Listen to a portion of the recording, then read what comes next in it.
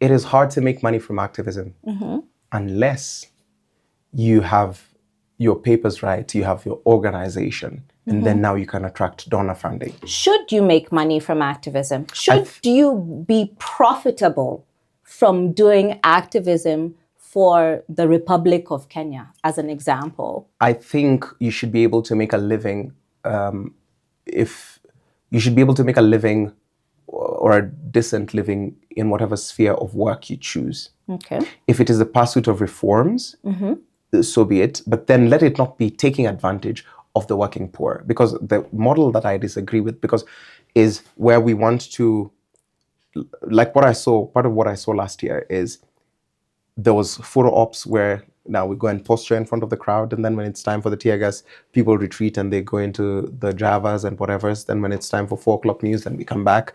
And that, I think that is wrong.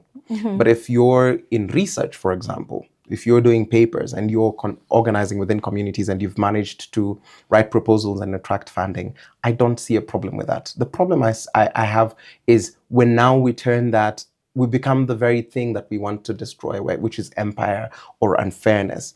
But by and large, I didn't get into activism to make money because I've had decent work experience. I've worked in the top schools, top international schools. I've consulted as a musician and as a teacher. I had my own peripatetic practice, which had a decent hourly rate. So I didn't go to the streets with the aim of making money. When I realized that there was people making money, I got really mad. And I walked away from those people. And some of them are actually still mad to this time, because I exposed and I walked and I didn't turn my back at all. So that's when I said, okay, now I need to go into political parties, because political problems require political solutions. It cannot be that we are activists for the same thing and we do not have legislative power.